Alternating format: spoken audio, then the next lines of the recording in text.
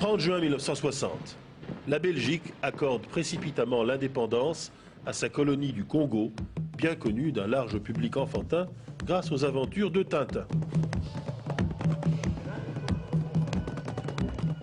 Ce Congo qu'abandonnent les Belges est en réalité un pays immense et à peine organisé, le plus vaste de tous les États nouvellement indépendants du continent noir. La tâche des nouveaux dirigeants qui viennent tout juste d'accéder au pouvoir, le président Joseph Kasavubu et surtout le Premier ministre Patrice Lumumba, apparaît comme immense, voire impossible. Quelle est la situation de départ? Le bassin du fleuve Congo en Afrique équatoriale a été acquis par le roi des Belges Léopold II avec l'aide de l'explorateur anglais Stanley à la Belle Époque. Le roi a fait de ce vaste domaine sa chose personnelle qu'il léguera à sa mort seulement à la Belgique. D'abord possession quasi privée, ce Congo belge a été soumis à une rude férule incomparable en violence aux administrations françaises et anglaises.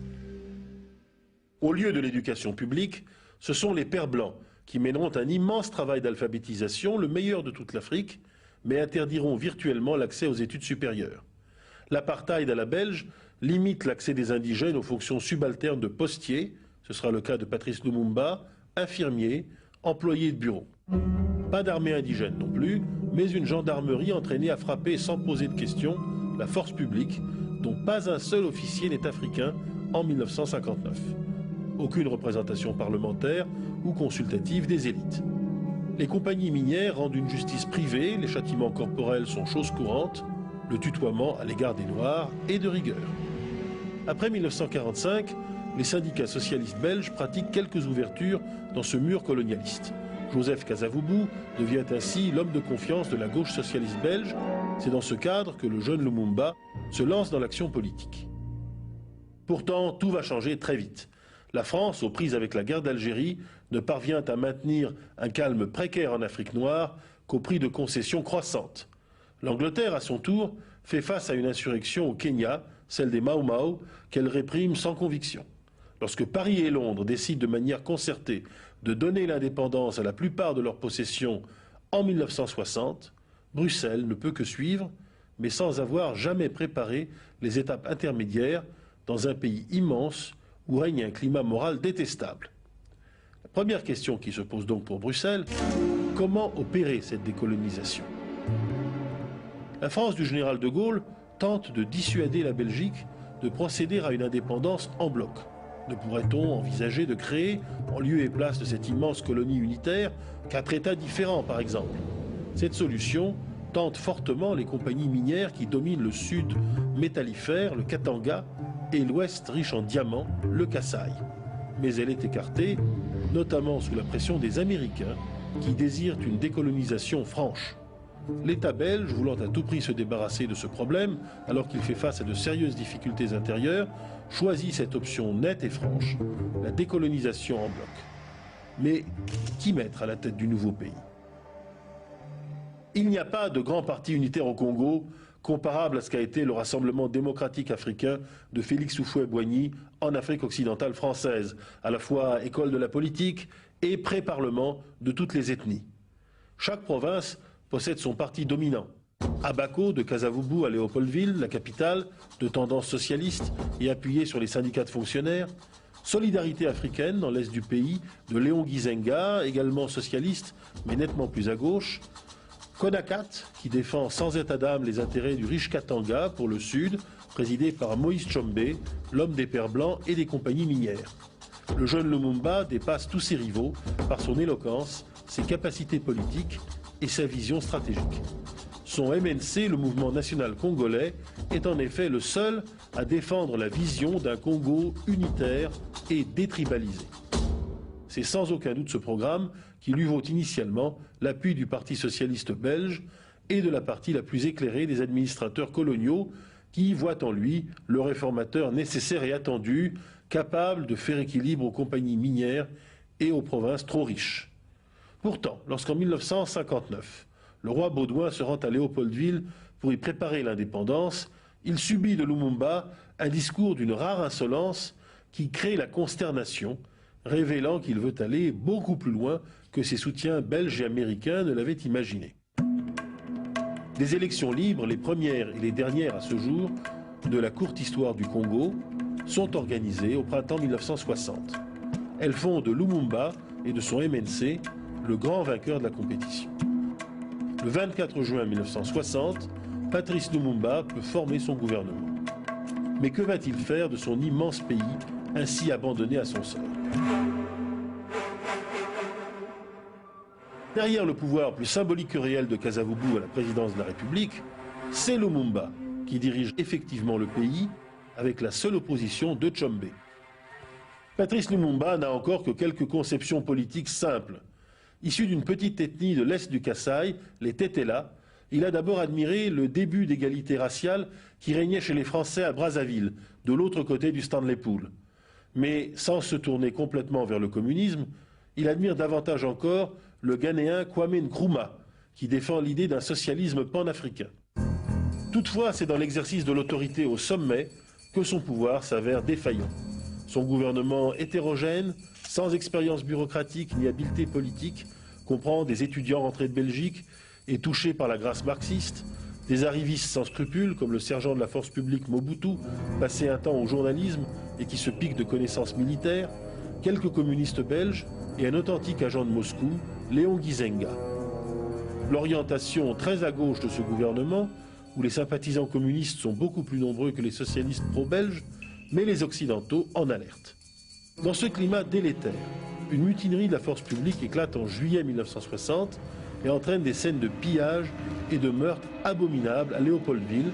La colère accumulée par les soldats noirs contre leurs officiers blancs explose. Mais la rapidité de l'incendie fait aussi penser à une provocation délibérée. Tout est fait pour retirer sa crédibilité à l'État central dès le départ. Le 11 juillet, Tshombe prend prétexte de ce climat pour instaurer une sécession de facto du Katanga sous la protection des services secrets français et sud-africains alliés aux compagnies minières belges. La chute de Lumumba est dès lors programmée. Pourquoi Lumumba tombe-t-il? Après avoir évacué les colons menacés, l'armée belge quitte le pays au bout d'un mois. Les États-Unis favorisent alors le déploiement de casques bleus des Nations Unies, dont l'objectif, vaste autant que flou, sera de rétablir l'ordre. Lumumba a exigé le départ des Belges et reçu le soutien de l'ONU, mais il ne peut obtenir en revanche un appui effectif des casques bleus pour reconquérir le Katanga. C'est alors que le Premier ministre signe son véritable arrêt de mort, l'appel à l'Union soviétique pour former et équiper la nouvelle armée congolaise et étouffer la sécession de Tshombe.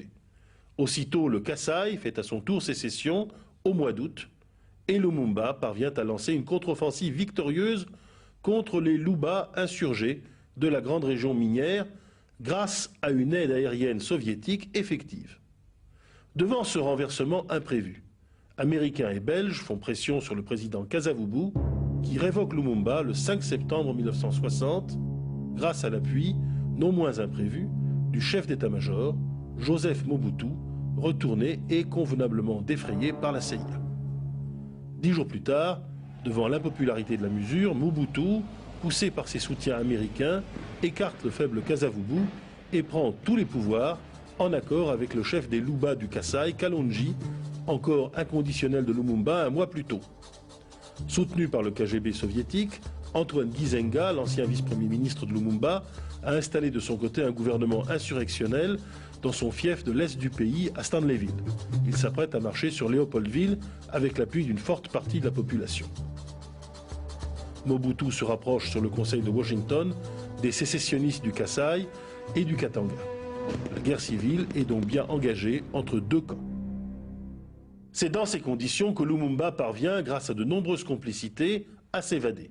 Mais toujours politicien et orateur, il s'attarde en chemin pour haranguer des foules enthousiastes au lieu de se cacher pour rejoindre plus vite Stanleyville, Gizenga et les conseillers soviétiques. Il est arrêté en chemin en décembre 1960 par les hommes de Kalonji au Kasaï.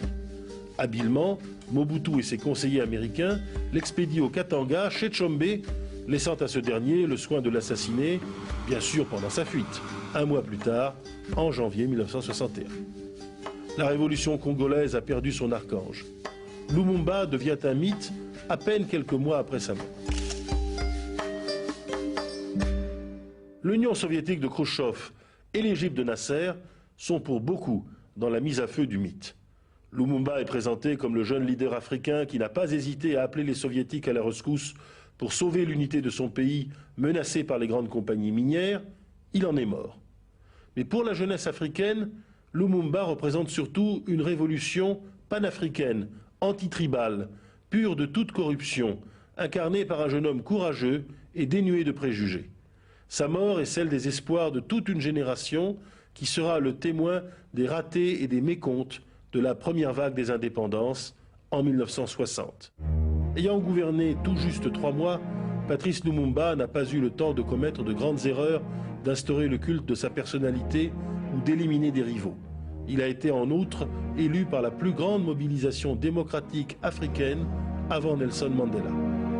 Pour les historiens, Lumumba aura aussi été l'expression de l'inventivité et de l'éthique politique de la première génération de l'indépendance.